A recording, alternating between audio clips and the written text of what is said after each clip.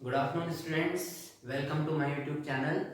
बच्चों, आज के इस क्लास में हम एनसीईआरटी साइंस क्लास 10th का चैप्टर नंबर 1 का एक बहुत इंपॉर्टेंट टॉपिक समझेंगे जिसका नाम है बैलेंसिंग केमिकल रिएक्शंस। बच्चों, बैलेंसिंग केमिकल रिएक्शंस हर साल एक ना एक क्वेश्चन आता ही है, चाहे वो एमसीक्यूज में आए, चाहे वो आपके स्कूल एग्जाम्स में आए, चाहे वो आपके बोर्ड या प्री बोर्ड्स में आए। तो आज हम इसी चीज को समझने वाले हैं, लेकिन इससे पहले समझते हैं कि इसके छोटे वाले क्वेश्चंस कैसे बनते हैं। कई बार क्वेश्चन आ जाता है फिल इन द ब्लैंक्स में कि बैलेंसिंग केमिकल रिएक्शंस एक्चुअली क्या है।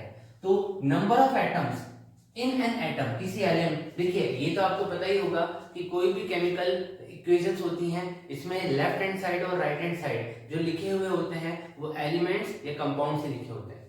तो बच्चों यही रिएक्ट करते हैं। अब इनमें जो एलिमेंट्स हैं, उन एलिमेंट्स के अंदर जो नंबर ऑफ एटम्स हैं, इन्हें हमें बैलेंस करना होता है। दोनों तरफ क्या करना होता है? बैलेंस करना होता है। और जब हम इन्हें बैलेंस करते हैं तो एक बार में ये कभी भी बैलेंस नहीं होती है, हमें बार बार ट्राई करना पड़ता है, जिसकी वजह से इसका एक नाम पड़ चुका है हिट एंड ट्राई मेथड। ये बहुत इंपॉर्टेंट है, स्टेट बोर्ड्स में ये बहुत बार पूछा जाता है कि किस तरीके का मेथड है ये। तो ये हिट एंड ट्रायल मेथड है। अब हम बात करते हैं कि मान लीजिए जो आपको रिएक्शन दी गई, जैसे यहाँ पर एक एग्जांपल मैंने आपको दिया, H2 plus O2 gives H2O, मतलब फॉर्मेशन ऑफ वाटर मॉलिक्यूल।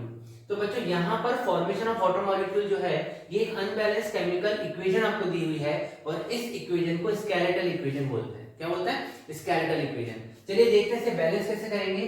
बच्चों, इसका एक बहुत इजी तरीका मैं आपको बताता हूं, जिसका नाम है कोफिशिएंट मेथड।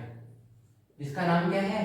Coefficient method. ये वो मेथड है जो बहुत इजी और बहुत आराम से आपको तुरंत बैलेंस करने में मदद करता है। जैसे इसे समझते पहले क्या होता है, कोफिशिएंट मेथड में होता है कि सबसे पहले हमें कोफिशिएंट यहाँ पर दे देंगे, और वो कोफिशिएंट हम ए बी सी डी के एल एम एन जैसा आपको ठीक लगे वैसे दे दीजिए। यहाँ पर मैंने शुरुआत करता हूं तो यहाँ पर ए लिख दिया है।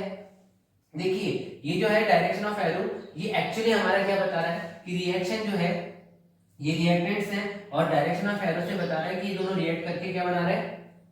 वाटर मॉलिक्यूल बना रहे हैं। अब यहाँ पर कोफिशिएंट हमने ए यूज किया है, यहाँ बी यूज कर लेंगे, और यहाँ पर सी यूज करेंगे।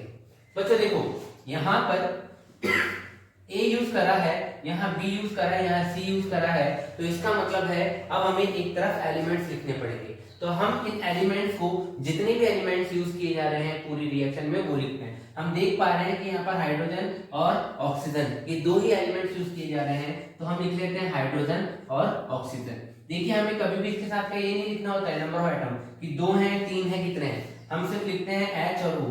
अगर यहाँ पर C कार्बन यूज किया होता है तो C भी लिखते।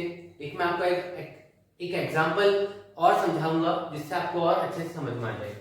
देखिए हाइड्रोजन, अब बच्चों यहाँ पर इस साइन के लिए हम बीच में इक्वल्स टू लगा देते हैं। अब देखिए ये है मेरा लेफ्ट हैंड साइड और ये है मेरी राइट हैंड साइड, रिएक्शन का left hand side and right hand side. देखिए यहाँ पर लेफ्ट हैंड साइड में हाइड्रोजन इन दोनों में से कहाँ दिख रहा है? तो यहाँ दिख रहा है। अब यहाँ हाइड्रोजन दिख रहा है, तो हाइड्रोजन में ये जो नीचे वाला नंबर है इसे हम क्या बोलते हैं बेटा?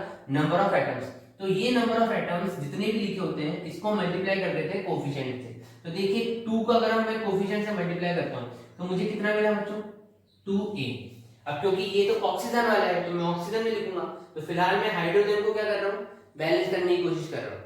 तो यहाँ पर 2 मल्टीप्लाई ये करा तो कितना आ गया? 2a। अब देखो यहाँ ऑक्सीजन है तो इसके बाद में ये एरो है, तो एरो के लिए हम यूज करते हैं इक्वल्स टू। अब यहाँ जरा देखिए तो आपको दिखाई पड़ेगा कि H के साथ फिर 2 लगा हुआ है, और 2 को मल्टीप्लाई किससे करना है आपको? C से। तो किससे मल्टीप्लाई करा? 2c, क्योंकि ये भी कोफिशिएंट है। ऑक्सीजन वाला भी मल्टीप्लाई नहीं करेंगे। अब आप देख पा रहे हो इधर भी 2 है इधर भी 2 है, तो दोनों 2 एक दूसरे से कैंसिल हो जाएंगे, और जो इससे फर्स्ट से हमें निकल कर आया है वो निकल कर आया है a बराबर c। क्या मिला है हमें? a equals to c।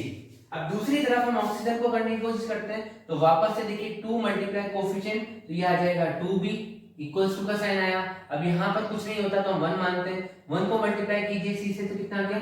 c। अब हमें इस रिएक्शन से क्या मिला कि 2b बराबर है c के। बच्चों बस यहाँ पर आपको बहुत कम समय लगेगा। देखिए ये तो मैं समझा रहा हूँ आपको, अगर आप खुद से करेंगे तो आपको बहुत कम समय लगेगा।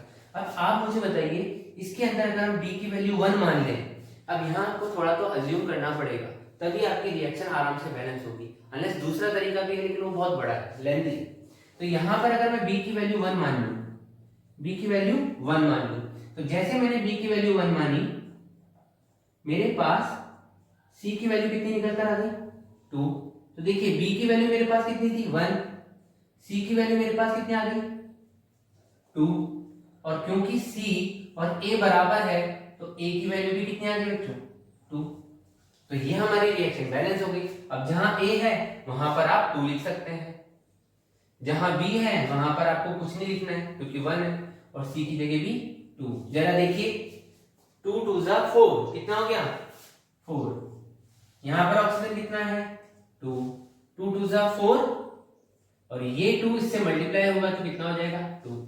तो ये देखिए 4 4 2 2, हमारी जो रिएक्शन है वो बैलेंस हो गई। एक बार जरूर कोशिश कीजिए इस क्वेश्चन को सॉल्व करने की।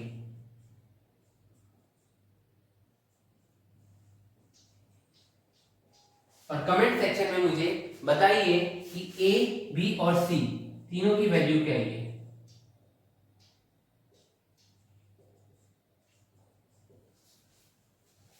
Thank you so much.